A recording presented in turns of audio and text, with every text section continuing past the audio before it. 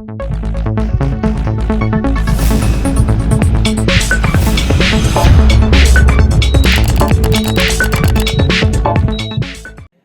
Fasting గురించి మీకు కొంచెం చెప్తాను. లిక్విడ్ ఫాస్టింగ్ అసలు ఎవరు చేయాలి? లిక్విడ్ ఫాస్టింగ్ దాని అవసరం ఏంటి? నిజానికి లిక్విడ్ ఫాస్టింగ్ అంటే త్యాగమేం కాదండి. 100 గ్రాములు ఫ్యాట్ తీసుకున్నాం అనుకోండి, ఆటోమేటిక్గా 600 900 క్యాలరీల దాకా దాంట్లో వెళ్తుందండి సుమారు. అక్కడే భారీగా వెళ్ళిపోతుంది. అంటే నిజానికి నెట్టగా ఉండేదైతే 400 క్యాలరీలు అవుతుంది. అట్లానే 3-4 నిమ్మకాయలు తీసుకుని 2 మల్టీవిటమిన్ ట్యాబ్లెట్లు, సూపులో అన్లిమిటెడ్ తాగమన్నాను కదా, 10 సార్లు మటన్ సూప్లో హై క్యాలరీస్ ఉంటాయండి, ఫుల్ ఎనర్జీ.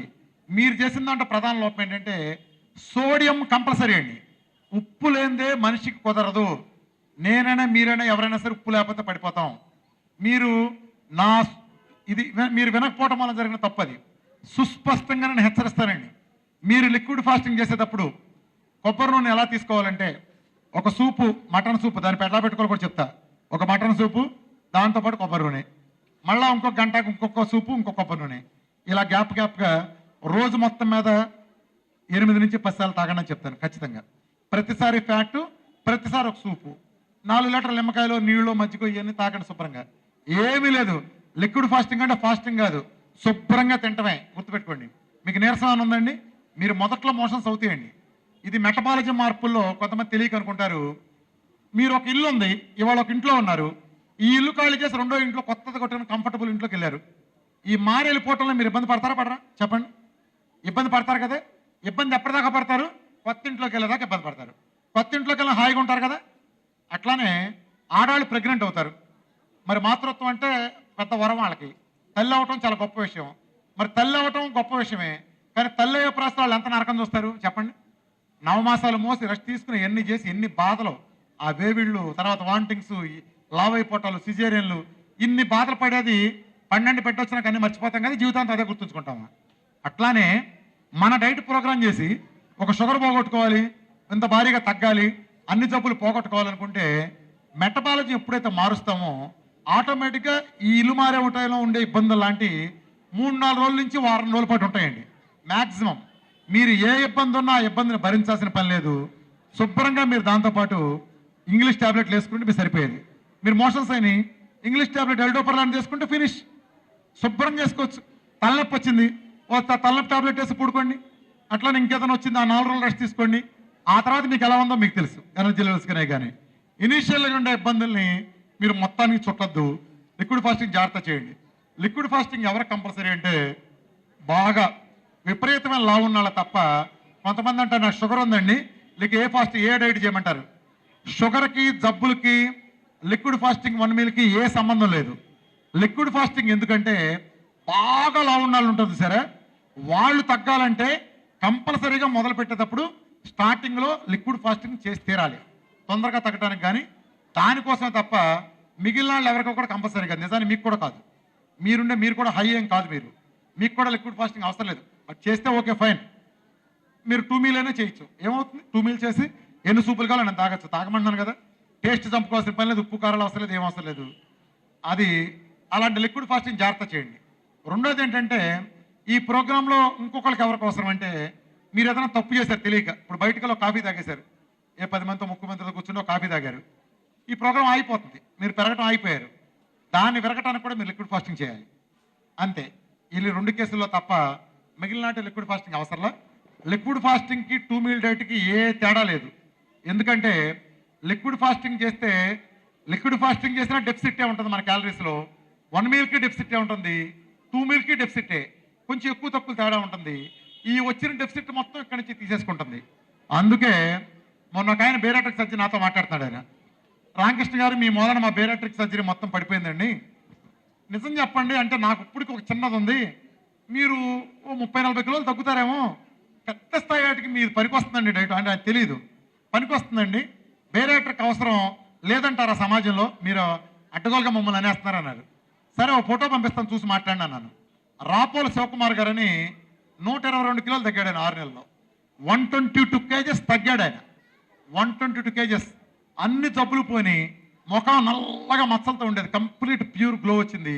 తమాషా ఏంటంటే ఆయన తగ్గిన పొట్టలో ఇంత మడత కూడా లేదండి.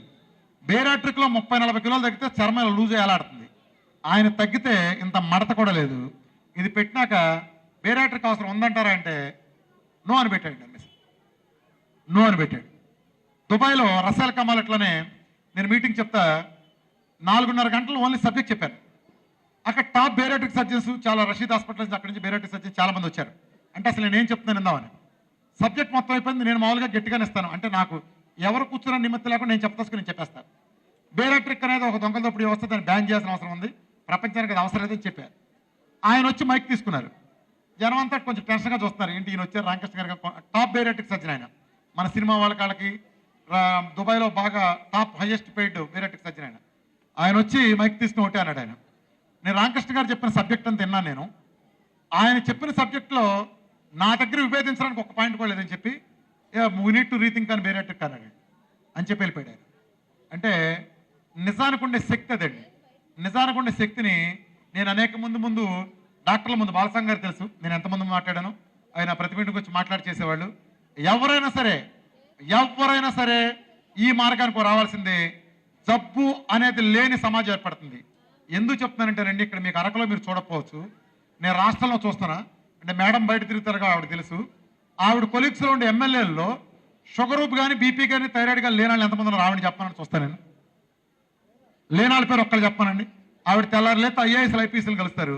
షుగర్లో బీపీ లాంటి జబ్బులు లేనాళ్ళని, ఆ పొట్టలు లేనండి ఇన్సులిన్ రెసిస్టెన్స్ లేనాళ్ళని ఒక్కళ్ళ పేరు ఏదో ఉంటారు, 1000 మంది లెక్కేసినట్టు 1000 మందిలో లేనాళ్ళని చెప్పానండి.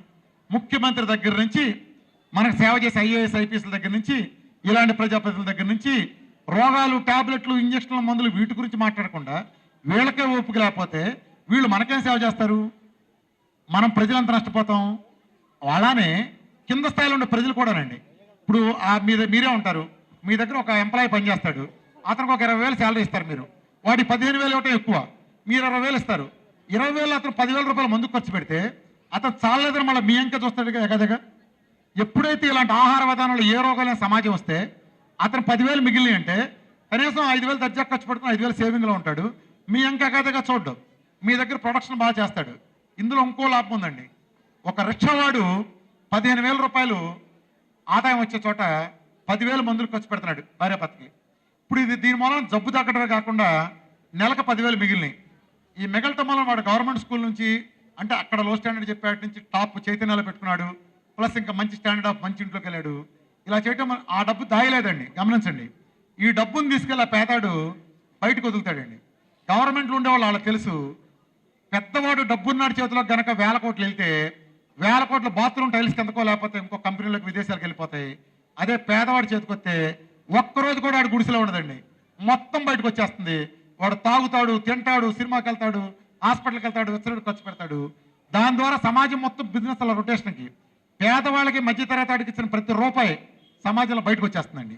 ఎప్పుడైతే రూపాయి బయటకు వచ్చిందో ఆ హోటల్కి బిజినెస్ పెరుగుతుంది, సినిమా హాల్ పెరుగుతుంది, వాళ్ళ మూలనే సైకిల్ స్టాండ్ ఆడికి, వాళ్ళ మూల క్యాంటీన్ ఆడికి, ఆ క్యాంటీన్ ఆడి సరుకులు అమ్మే పచారీ కొట్టాడికి, ఆడి కుటుంబాలు అందరూ బాగుంటారు.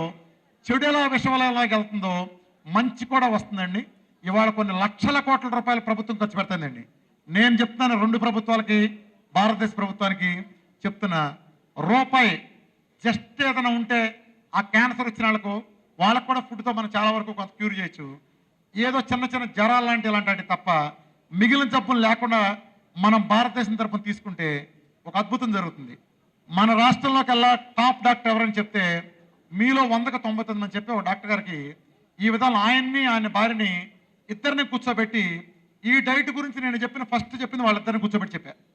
ఈ డైట్ గురించి అండి ఫస్ట్ ఆ టాప్ డాక్టర్ గారికి ఆయన వైఫ్కి ఇద్దరికి చెప్పారు. ఆయన నన్ను వెంటనే 3:30 గంటలు 4 గంటలు నేరేషన్ ఇచ్చిన తర్వాత ఆయన ఎవ్వరికి తెలియదండి, అప్పటికి అసలు ఎవ్వరికి తెలియదు నేను ఏం చేస్తాను. ఆయన ఒకటేనండి నన్ను లేచి వాటేసుకుని, రామకృష్ణ ఇది నువ్వు మొత్తం ప్రజల్లోకి వెళ్ళి చెప్పు, కొన్ని లక్షల కోట్ల ప్రజలు కలిసి వస్తాయి, మోడీ దగ్గర స్థాయికి తీసుకెళ్ళి మనం దీన్ని భారతదేశం ఇంప్లిమెంట్ చేస్తే దీని మూలన కొన్ని లక్షల కోట్లు భారతదేశానికి కలిసి వస్తాయని చెప్పాడండి.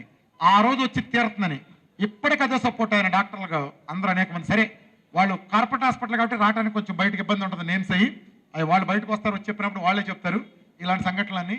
ఇలా కొన్ని వేల మంది డాక్టర్లు నాకు ఎంకమాల బ్యాక్గ్రౌండ్కి నిలబడి పెద్ద మీరు ఏ లెజెండ్స్ టాప్ 100 పేర్లు చెప్పండి, 100లో 90 మంది నాతో డైట్ చేసిన, నాతో టచ్లో ఉన్న వాళ్ళే, నన్ను మనస్ఫూర్తిగా అభినందన చేసిన వాళ్ళే. ఇవాళ వైద్యంలో జరుగుతున్న పెడదోరల పట్ల వాళ్ళు కూడా విసిగిపోయి ఉన్నారు. నిజానికి ఒక డాక్టరు వాడు తగ్గాలి, సేఫ్టీగా పేషెంట్ బయటకు వెళ్ళాలి, ప్రేమగా నాకు అలా పేరు రావాలని కోరుకుంటాడు. కానీ ఈ దిక్కుమాల వ్యవస్థలో రాపోయేటప్పటికి వాళ్ళు చాలా కలవరం చెందుతున్నారు ఈ గైడ్లైన్స్ పట్ల. ఎప్పుడైతే మన విధానం వచ్చిందో ఒక మార్గం దొరికింది అన్న ఉద్దేశంతో వాళ్ళు హ్యాపీగా ఉన్నారు. ఎటువంటి సందేహాలు లేకుండా మీలో ఎవరికి ఏ డౌట్ అవసరం లేదండి. మీరు రేపటి నుంచి మన కాల్ సెంటర్ వస్తుంది. మనకు కొన్ని వందల మంది కన్సల్టెంట్స్ కూడా మన దగ్గర పనిచేస్తారు. అట్లానే మొబైల్ వ్యాన్స్తో కూడా 3 రాష్ట్రాలకి, అదే 3 ఏరియాలకి, రాయలసీమ, తెలంగాణ, ఆంధ్రాకి కూడా మనకు తెలుగు వాళ్ళందరూ ఒకటేనండి. నాకు రాష్ట్రం భేదం లేదు, కులం మతం అసలు నా చట్టపరంగా లేవండి. నేను ఏ కులాన్ని ఏ మతాన్ని నమ్మను. నా పెళ్లి కూడా 100 రూపాయలు చేసుకున్నాను. కమ్యూనిస్ట్ కాదు నేను కొన్ని భావాలతో నేను 100 రూపాయలు పెళ్లి చేసుకున్నాను. నా చట్టపరంగానే కులం మతం లాంటివి లేవు. ప్రజలకి మేలు జరగడం కోసమే ఇది. ఎందుకంటే ఇందులో నా స్వార్థం ఉందండి. ఇప్పుడు ఇవాళ నాకు 2 పిల్లలు ఉన్నారు. ఈ 2 పిల్లలకి వాళ్ళకైతే 10 ఏళ్ళగా నేను పెళ్లి చేయాలి. ఇప్పుడు నేను బాగున్నా, నా కుటుంబం బాగుంది, బాగానే ఉంది. రేపు వాళ్ళు పెళ్లిళ్ళు చేయాలంటే ఒక కోడలు బయట నుంచి రావాలి, ఒక అల్లుడు బయట నుంచి రావాలి కదా. ఏ కోడలు తెచ్చుకోవాలి? నేను పీసీఓడి కోడలు తెచ్చుకోవాలా? ఏ అల్లుడిని తెచ్చుకోవాలి? బట్టతోలండి కళ్ళతోడు పెట్టుకున్న అల్లుడిని తెచ్చుకోవాలి, అంతే కదా. ఇక షుగరు అయ్యంకుడు, బీపీ ఈపురాలు వీళ్ళంతా బోనస్ కదా, అంతేనా? ఇది ఇలాంటి వ్యవస్థ నుంచాక నేను తెచ్చుకునేది. ఇప్పుడు నా కారణంగాను ఇలాంటి విధానం కారణంగా అతను బాగున్నాడు అనుకోండి, 100 రెట్లు బిజినెస్ చేస్తాడు. అప్పుడు ఆ బిజినెస్ అంతా నాకు పెరుగుతుంది కదా. నేను ఇంకో 10 మందిని పెట్టేవాడిని, ఇంకో 100 మందిని పెడతా కదా స్టాఫ్ని. అంటే సమాజానికి ఎంత మేలు జరుగుతుందండి. ఎప్పుడు కూడా గుర్తుపెట్టుకోండి, ఒక వ్యక్తి వాడొక్కడే బాగుపడు, ఎప్పుడు ఏ సమాజంలో బాగుపడ్డండి. మీరు మురుగుంట్లో నుంచుకుని నేను సబ్బెట్టి స్నానం చేశారంటే అది వ్యర్థ ప్రయత్నం. మురుగుంట అంతా మీరు సంస్కరించిన రోజు మాత్రమే మీరు మళ్ళా 3 గంటకుండా శుభ్రంగా ఉంటారు తప్ప ఆ సమాజం కావాలంటే మళ్ళా గుర్తుపెట్టుకోండి, ఇది రామకృష్ణ అనేవాడి ప్రోగ్రాం కాదు, ఇది ఒక్కడిది కాదు, ఇది తెలుగాళ్ళు. నిజానికి మన తెలుగాళ్ళకి ఏ గుర్తింపు లేదు. ఇంతకాలం భారతదేశం ఎప్పుడో యోగాన్ని పరిచయం చేసింది ప్రపంచానికి, 0 ఇచ్చామని మనం చెప్తాం తప్ప అది రికగ్నైజ్ చేసిన వాళ్ళు లేరు. మనం ఉన్నత స్థానాల్లో ఉండొచ్చు, కానీ జాబులు చేస్తానున్నాం, ప్రపంచానికి మనకు గుర్తింపు లేదు. ఇప్పుడు తెలుగాడికి ఒక గుర్తింపు ఈ విధానం ద్వారా వస్తాయింది. ప్రపంచంలో అమెరికాకో లేదా రష్యాకో కెనడాకో ఇలాంటి అగ్రరాజ్యాలకు అర్థం కానీ డయాబెట్ కోపకాయం లక్షల కోట్ల ఇండస్ట్రీ అండి. ఎలా తగ్గాలో తెలుగాళ్ళు చిటికే చూపిస్తారు. 100 కిలోలు ఎలా ఇంట్లో తిని తగ్గాలో, సైన్స్ ప్రకారం ఎలా తగ్గాలో తెలుగాళ్ళు కొన్ని కోట్ల మంది ప్రూవ్ చేశారు. ప్రపంచం మొత్తాన్ని మన అందరం కలిపి మార్చిపోతున్నాం. అదే నేను చెప్తున్నా, ప్రపంచం మొత్తం మారి తీరుతుందండి.